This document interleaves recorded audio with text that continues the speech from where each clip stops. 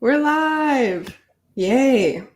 I'm Adriana Locke of Umauma Wellness, and I'm here with Daphne K. Jenkins of Umauma Wellness.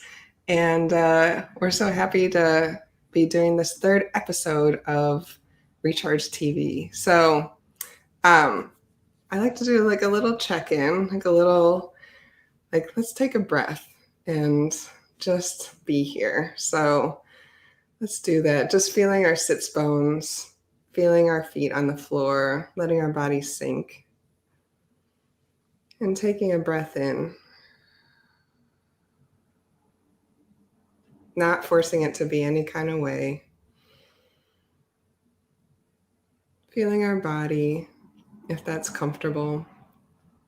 And even as we sink to the ground, letting ourselves be held by the earth, also letting the top of our head be suspended by the sky, by the clarity of the heavens and the cosmos.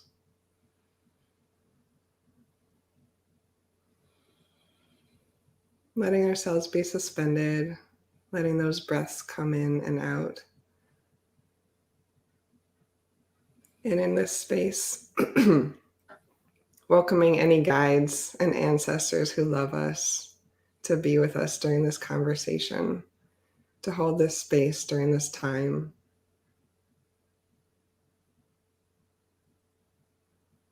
And taking a couple more breaths whenever we're ready, coming back to the circle.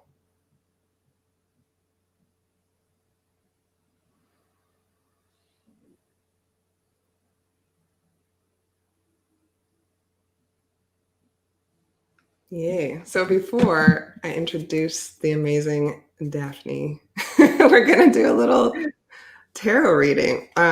We've got the Wild Unknown deck, which is my favorite. And let's do a little shuffling, if you'll help me with the intention to just find out what we need to know today. Yes. Put a little juju, the ancestors and the guides.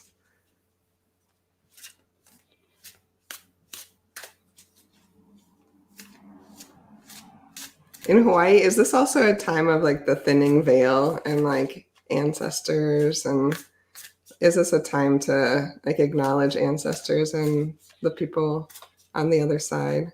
I believe we're moving into Makahiki season, or I think it's for Lono, and I'm just learning, like reconnecting with this. But I believe it's the time, similarly around the holidays, like the time to reap what we've sown, gather, instead of like so much work and kind of taking advantage of that like bright summer, like spring kind of energy kind of coming in. And so it's kind of like 2 seasons in Hawaii instead of just one, like, or instead of 4. But yeah, I believe we're moving into the Makahiki time. Nice. Yeah. All right, here we go. Cut it with me. What will we get? Ooh. It's the 7 of Wands. So let's take a look. Oh, yes. Hold that up.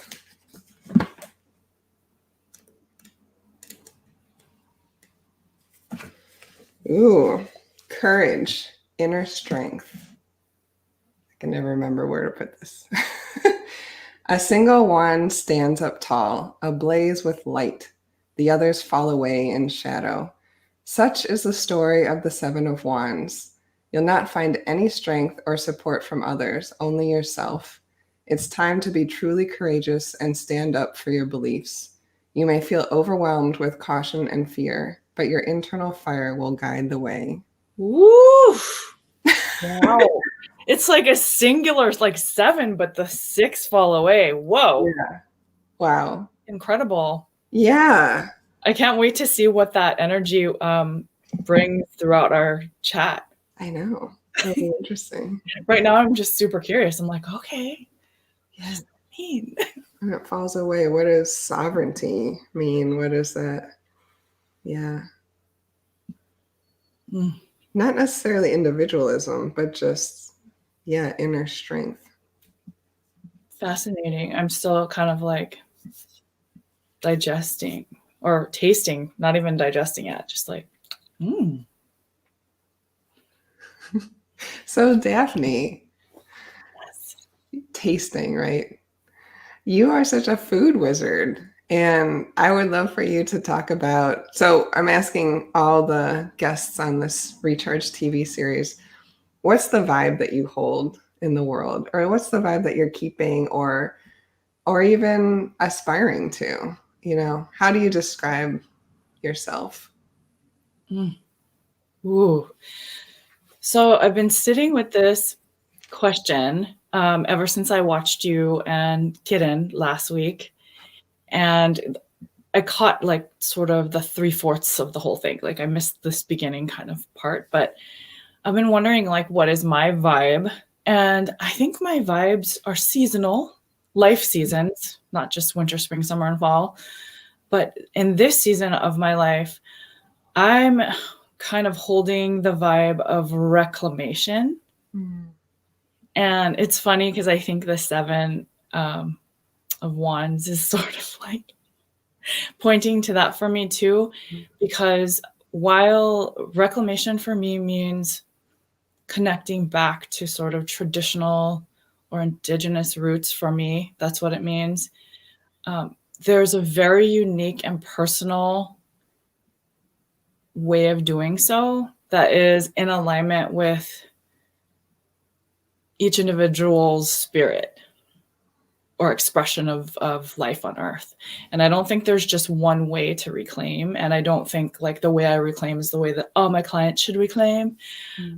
So that vibe is for reclamation in general and for each to find their own way.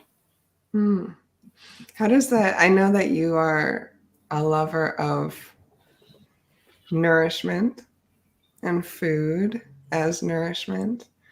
Your website says, I think, an explorer of food, which I love. So, how is food a part of your reclamation? This is such a good, deep question. Thank you for asking. We're going right there. Yeah. I know. Food's always, yeah, I mean, everyone's going to say food's always been there. We generally, if you're a human being, you need to eat a few times a day, one time a day at least, whatever, in order to function and exist. But for me, I think I didn't until recently, until coming into my practice, acknowledge like what a big role food played for me in my life with respect to expressing myself or feeling and receiving love from others, and then cultural identity. As a person who's mixed race, Hakka Chinese, Native Hawaiian, Black, grandfather says Cherokee, but I cannot find those roots or identify any tribe or affiliation, and Indigenous. I never really felt as though I fit in. I felt like I belonged in Hawaii because it's multicultural in that respect, but still there were differences. Still, I was Black and many of my friends who were mixed were not. So anyway, food became a place for me to find and express belonging to my family, to my island culture. And then when I went away to the continent, to Turtle Island, or the mainland, as we called it growing up for college, it was food, and the way I made it and what I ate was a way to like reconnect with home, which was super far away at the time. So for me, food has always been this like mode of expression and sort of symbol of identity. It's the meaning it holds for me is just beyond like fuel. And then recently as an adult, going through my own health issues, I was kind of encouraged to take on different eating habits or eat healthily to support my thyroid or for fertility. And as I dabbled with that, I had to grapple with, some of the ways I want to eat are, according to this particular food as medicine practice, not in alignment with what might be good for me. So how do I make what's good for me in this season, like delectable and interesting and still an expression of who I am. Like if I'm living here in the land of the Chinook, Multnomah, Malala, Clackamas peoples, and I'm not in my homeland, how can I eat here and still feel like me? Mm-hmm. And so that started to become an expression of like aesthetics, mm-hmm. of making something beautiful to me and then feeding that to myself. Mm. So food's always, I feel like I call it like my first art medium. Mm-hmm. I'm sure it wasn't, I'm sure like as a kid, it's like I was drawing and I was doing other things. But for me, that like really meaningful way of expressing myself, I think was food. And then receiving my grandmother, my maternal grandmother's love, as she used food as that medium, that was sort of what sparked it in me, or I identified with that. Mm. Yeah, when you said first art medium, in my mind, that meant like primal art medium, versus like doing the art, like almost receiving the art in that way, like the creativity of that. And I mean, you do every time, like your Instagram and everything that I come across that you do is so inspired. There's always art. It's always beautiful. There's always an aesthetic beauty to it, which I think to me, when I experience food is above and beyond. It's almost like, oh yeah, I forget that something that is so necessary can be such a ritual, can be such a celebration, right? Because I think that's so lost in a lot of modern living.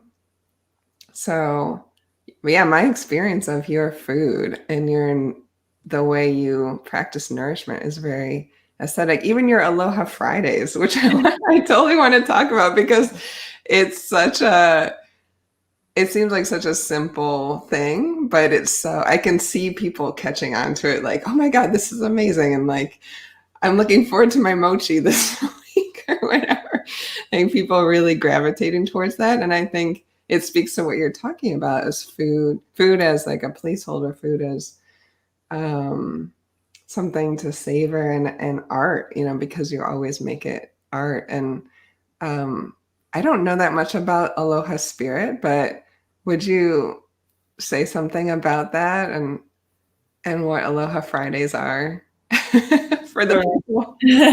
Well, first I want to acknowledge that aloha, the term, which if we break it down, ha means breath. So there's something really beautiful about a Hawaiian greeting that acknowledges the breath. And as Hawaiians used to greet each other, which is very we could communicate COVID easily if we did the traditional Hawaiian greeting, which would be face to face, nose to nose, and breathing the same air. That is full of aloha, the breath.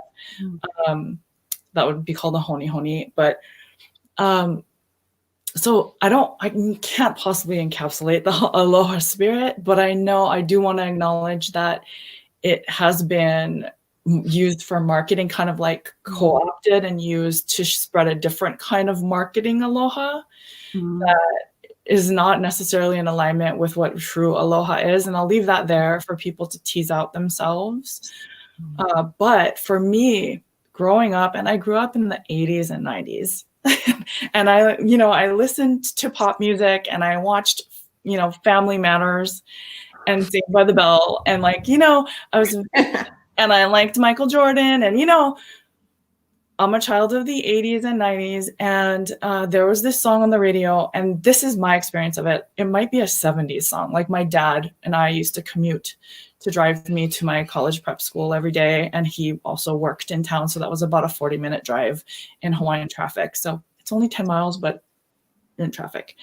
And we used to listen to a morning radio show, Perry and Price in the morning.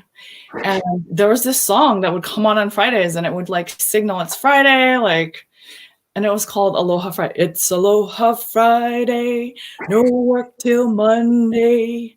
Like really cheesy. It's like Mono did it, and it would come on routinely. So Aloha Friday was like that vibe of, okay, we're gonna be done with work, and then we're gonna get to chill and do whatever we want for a few days. And then before we get back to this like grind of capitalism and work, right? And productivity. So that's the context of my little childhood experience growing up with Aloha Friday and what that meant. There's also a concept of like wearing mu'umu'u or aloha shirt attire on Fridays for a more relaxed work environment, like business cash, right? But in Hawaii, it would be aloha attire on Friday. Aloha Friday, you can wear your mu'umu'u, which has nothing holding anywhere. It's just a nice big loose garment. And you could wear your aloha shirt and just know that the weekend is coming. And so it has that vibe. And that's the vibe I've been missing. Well, I've been missing Hawaii, especially with COVID, especially knowing that if I were to, first of all, I have to get my mind over getting on a plane because breathing the same air as everyone in that capsule is tough for me to, I get that they're masks and that, I mean, if I need to do it, I'll do it.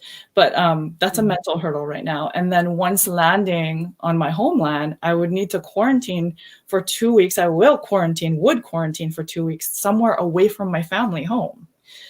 And I asked myself where that would be and how I could afford that. And I don't have an answer. Yeah. You know, I wouldn't like, hey, friend, can I stay in here? I wouldn't go to anyone I love and care about's place and like bring my Turtle Island breath over there. So I've been feeling very distant from my homeland and my home culture. So it was a way for me, a little way to one, acknowledge my own unique experience of growing up in the 80s, living on Oahu, but being a kid of the 80s in the media and such, and loving myself anyway and being like, okay, that might have been super colonizing, but look, you're so cute. And you know, you found good stuff in that. That's amazing. Yeah.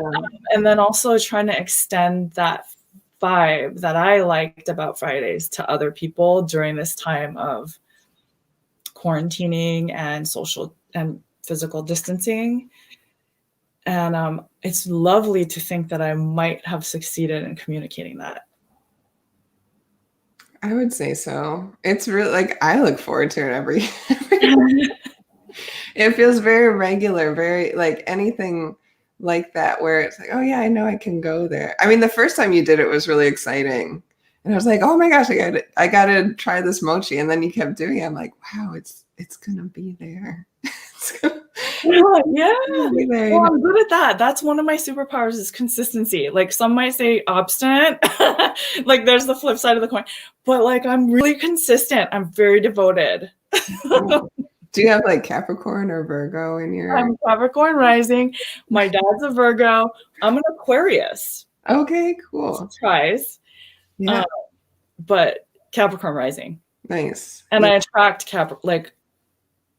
my dog's a Capricorn. My husband's a Capricorn. My best friend, like, you know. Totally. Capricorn moon over here. Yeah, I do feel very safe with you. Totally. Well, what you're expressing with like holding the grief, right? And also holding the beauty, I think it's such a vibe. Like that is a whole vibe. It's a whole scene, whole emotional scene right now. I think that's a truth in a lot of ways. I mean, that's a truth of living in a world of colonization. But yeah, it's extra with COVID. And I feel for you. I want to like hug all of us, you know? Mm-hmm. Yes. Yeah, to feel that, yeah, that we are held. And also, yeah, as we burn that light, right? As we burn that light wherever we are. I keep thinking about the 6 that fell away, and it's a 7, but it's a 1. Right. You know? Yeah. And you touched on something just now when you said the grief, holding that grief. And it's interesting. That's when I got a chance to tell the story of a mochi story recently to a group of people. I titled it like the texture of longing, because mochi's got that really viscous, like there's these English words are going to fail in like describing. Yeah, do you have another word? I think in is it Taiwan or Hong Kong culture, they call it Q texture. It's that ooey goo, it's gooey, like viscous, ooey gooey, elastic. Like they're not super yummy words, right? But that's what it is. Yeah, it's But very it's a yummy. coveted texture. It's unique. Some people don't like it, but for me, what it of course I grew up eating it, so I'm like biased that I love it. But it like has its way with you, and it's not done till, I mean, like you kind of got to deal with it until until you could swallow it. Like it's not like it's gonna stick there. It's gonna be elastic. It's gonna keep being a vehicle for those flavors over and over, like gum. See, I'm using all these gross words, but like connotations we may have, that's like, you're eating gum and then you're swallowing it. But yeah, it has this elasticity where it interacts with you for longer. Yeah. Yeah. And for me, that's like the longing. It's like there's something very, it comes back again and again for me, but there's still delight. And I can put some other ingredients in that longing that make it delicious at the same time. Wow. And make you want it more, but also like be really satisfied when you've just had one. So it's like this amazing food that I didn't know, that I really just wanted to make it because it's yummy. But then I started thinking about it and I was like, oh my gosh, this is really deep. Yeah. Well, I don't know if we mentioned this yet, but Aloha Fridays is about your homemade mochi and people coming to your house, your garage, which is so fun. I have had this experience, and purchasing your mochi, which is like these beautiful, like multi-textured and flavored desserts with like Empress plum and like preserved dried lemon peel and like all these things. And sometimes it's butter mochi, sometimes it's vegan. It's all amazing. And what you just described to me is, you talked about reclamation, and I feel like I've been thinking about that lately, about reclamation, because I also have the experience of I'm doing traditional medicine because I'm trying to find my own traditions. And that is how you feel. What you just described about mochi is how I feel about reclaiming traditions. It's like when you come upon it, that feeling of home, that feeling of like, oh, I didn't know when I was a child of the 80s watching Saved by the Bell or whatever, and like, seeing myself but not seeing myself, or like looking for myself, right? Looking for, like, reclamation feels like a looking for myself. Yes. And honoring myself, and you want that. You want it to be that texture of like ooey gooey, like you kind of have to digest it because it's, there's just so much there, right? There's like language, culture, healing, and it's like you get a bite of the ancestors and you're like, oh, this is not what I imagined, but it's really good. Thank you for saying that too, because one of the traditional foods that I've longed to connect with is kalo, or the corm of the taro plant that's made into poi, which grows easily in the tropics, but we're not in the tropical latitude here. And it's got the viscosity. Like it's not the same exact thing as mochi, but it's viscous. It's others would have described it as paste-like from their perspective. And I don't have access to that. So not easily, not without airfare or paying for shipping. I will purchase once in a while, but I don't have the kind of access I do to these packaged goods. And I also wanted, as a holistic nutritionist who just graduated from National University of Natural Medicine, I wanted to be like, we're in a pandemic. We get to eat the shelf-stable stuff. Also, like, that's nourishment. You That's don't have wellness. to soak your almonds right now. I mean, like, I want to be so rooted in my indigenous culture that I don't, need to eat anything from a corporation too. But we're not there yet. And I love myself anyway, Mm. and Ooh, it's yeah. like in the in between time, while we were before the revolution, during the revolution, etc., before we get back to that like amazing land back, like planted community situation, we get to eat the stuff that we can get. Mm-hmm. We get to, because that's survival and that's revolutionary. Mm-hmm. Mm-hmm. So thanks for mentioning, like, it reminded me of poi, and I was like, yes, mochi is not poi, but it's got a thing that's like it for me. There's a likeness to it that I enjoy. But then it also receives all the flavor and the creativity that I want to throw at it too, the mochi. And butter mochi is not a traditional Hawaiian food. It's maybe one would say like Japanese mochi would have been like what inspired butter mochi, but really I don't know the origins of that. Like, I think cultural mixing and influence and fusion helped create this like part pound cake, all sticky rice, comforting, delicious dessert. It's And so it's kind of bastardized. Like, it's kind of like I didn't belong growing up. It's kind of like it also doesn't belong but belongs to me, You're like, I claim this. I'm not this ethnically mixed. Japanese, Yes.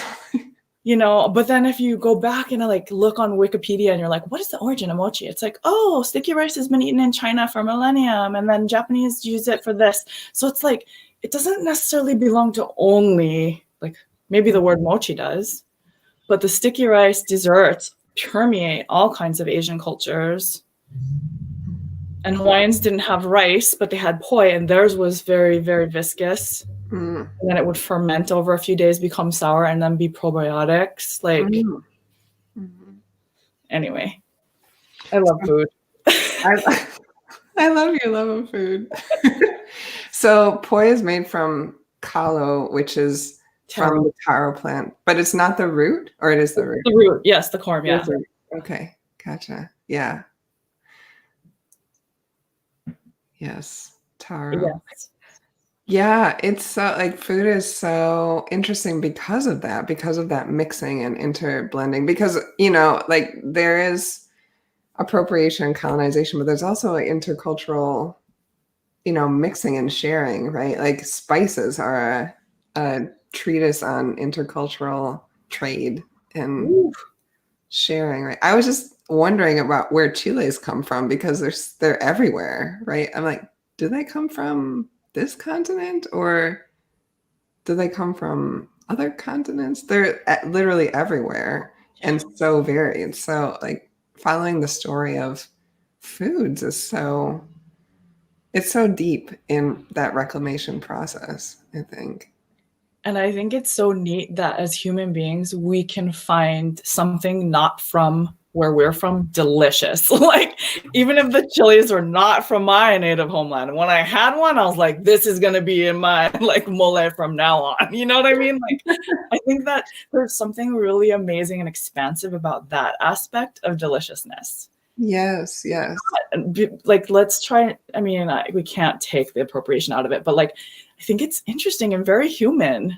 Yeah, exactly. I think there is a primal aspect of that if we can stop ourselves from commodifying it, Yes.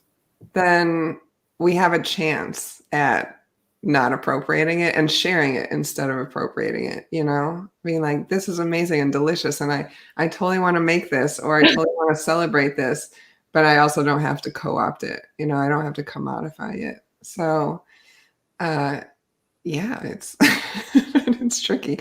So yeah, so your vibe of reclamation, I totally vibe with that. And also I love that vibe because so many of us in the on Turtle Island, on the mainland, are, and I imagine Hawaii too, are like caught up in the election, right? That's going to happen on November 4th or 3rd rather. But to me, reclamation is like, that's the long game. That's the marathon. That's the whole lifelong and multiple generations in the future experience. It's not like, oh, the world, is decided on November 3rd. Right. Like, there is life beyond that. And if we're really going to get to the beautiful world that we want to see, we have to remember that, and reclamation is like, and I've heard a lot of people there. I don't know what's in the air right now, but there's from different places I've been hearing this reiterated in different ways, where like liberation isn't the goal. Like one of my coaches, Trudy LeBron, who is diversity and equity inclusion coach for entrepreneurs and for coaches specifically. And she's a badass. But she talked today about liberation not being the goal, that freedom is the goal, but liberation is the process to get there. Liberation isn't, we only need liberation because people aren't free. Oof.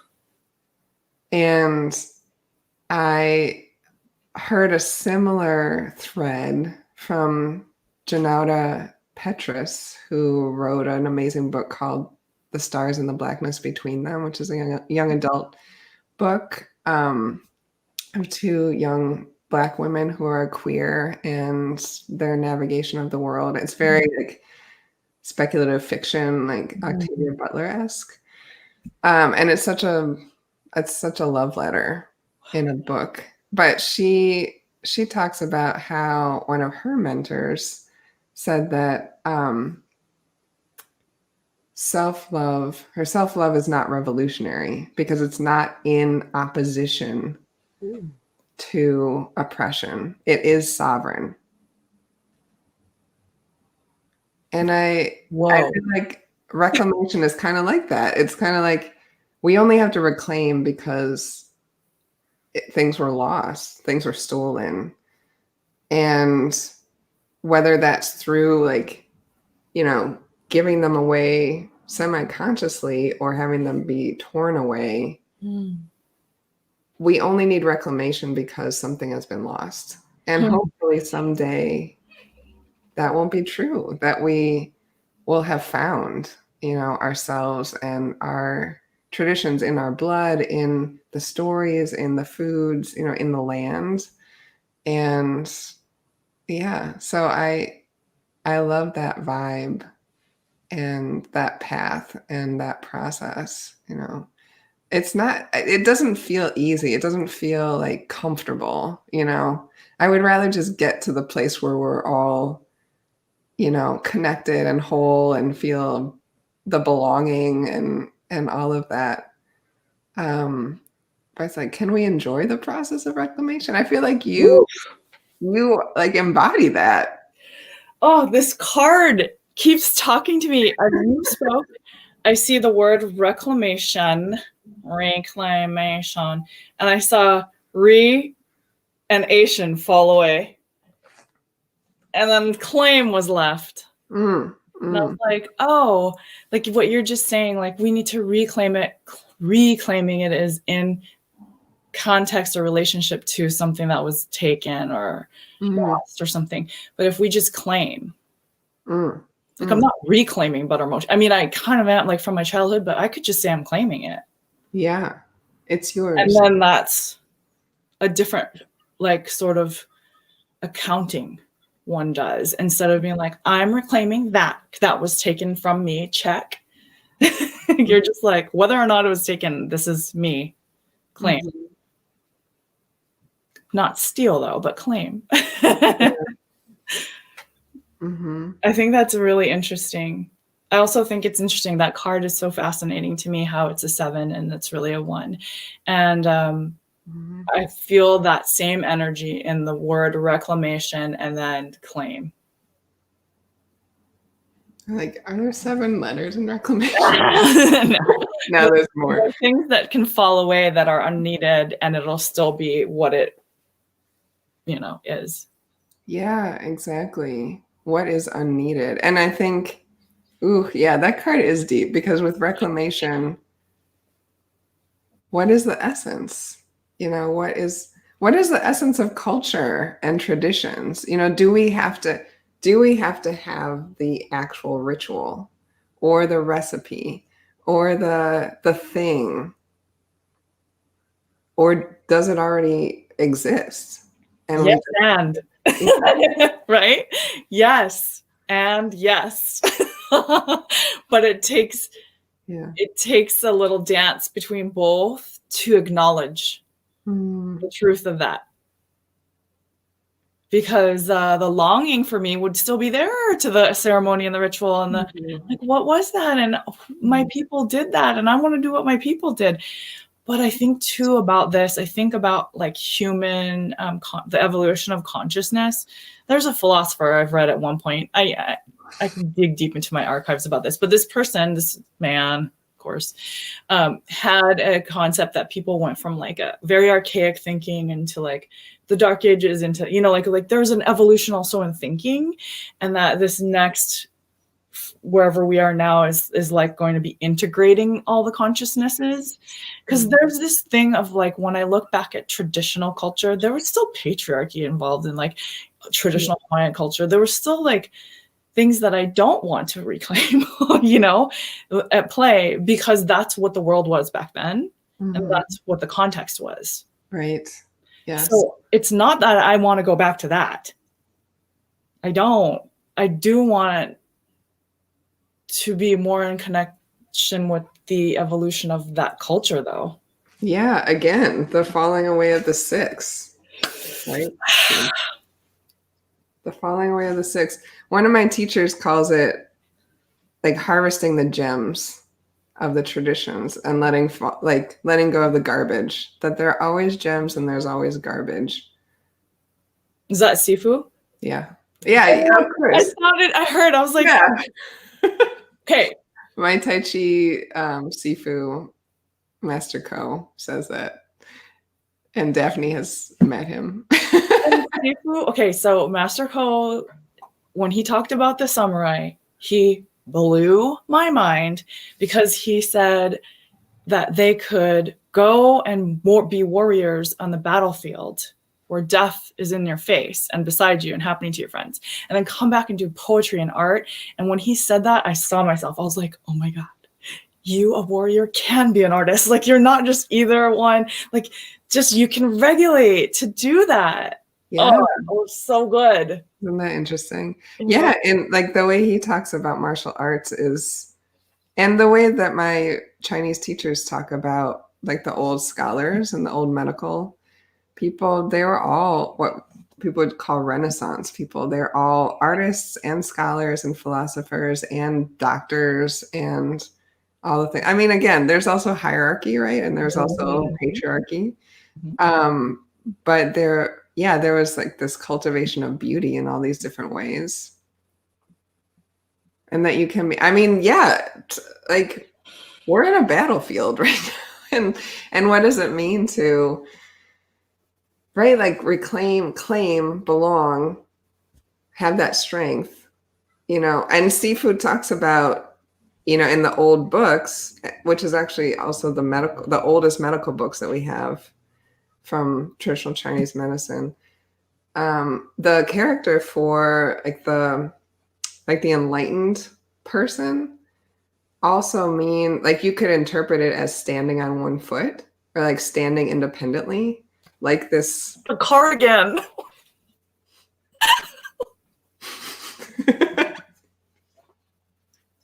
I love this. This is so good. This is the best. Totally. Yeah, it all comes around, right? Yeah, what does it mean to be independent and sovereign? What does it mean to be that flame? But not like I would add, not with the garbage of independence as only me, myself, and I, but independent in that, like Kieran and I were talking about this, like independent as like I have this foundation from which to build a bridge onto your foundation. Ooh. Foundations are solid, you Now we're know. knitting together different episodes. I love it. Yes. Check out the previous episode if you're wondering. Yes. Also, when I think of the flame, I think of like spirit, like each person's unique, like purpose and spirit, and the reason you're here and how your work or your calling would differ from mine. But we could still be doing the same, like going for the same freedom, right? Mm. And I see that as like the independent, but not individualistic, but like we're going to do it in our way, but we're working towards the same goal or the same togetherness and freedom and land back and whatever it is. Mm-hmm. But it's going to be unique. Yeah. Yeah. And that's good and okay.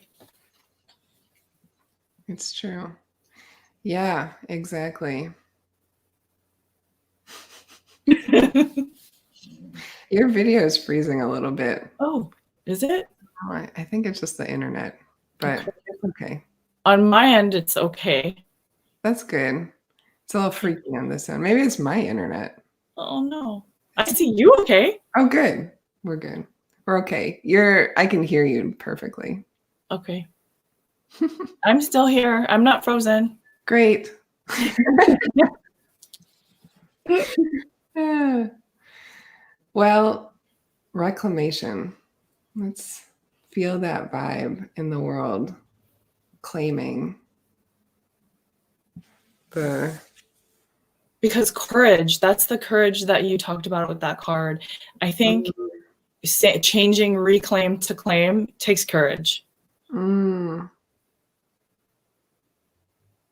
changing reclaim to claim. That is independence or sovereignty or yeah, wow. Okay. I know. Another layer.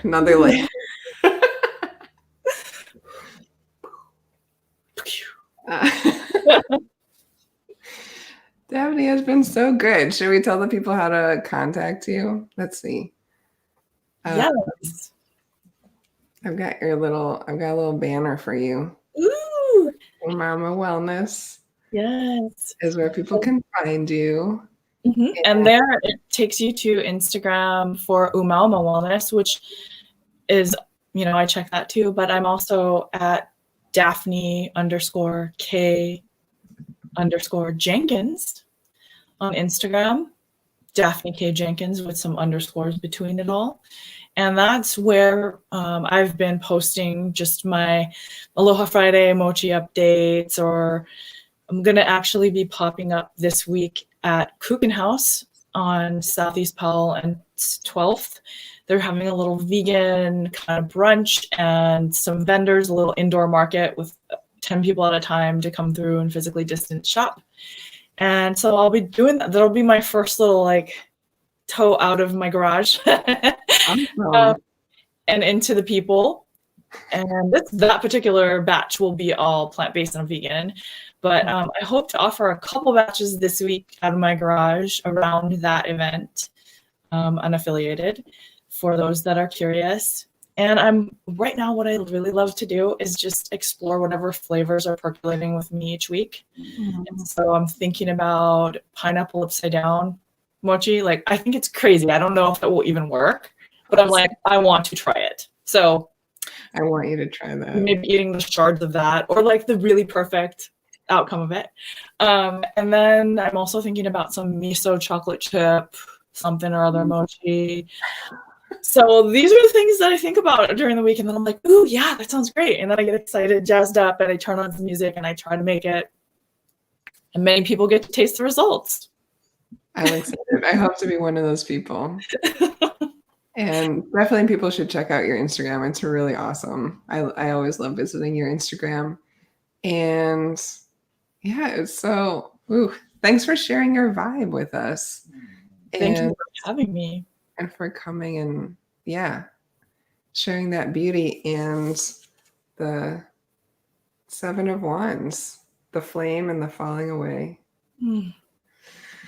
Ooh, let's just take a moment, let that sink in, and just give thanks to all those guides and ancestors that have held us, and to the lovely spirit of Daphne K. Jenkins, and to all those watching and listening.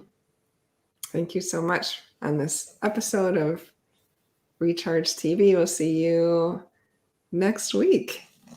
Thank Have a good you. week, friend. Thanks, Adriana. Mwah. Mwah. Much love.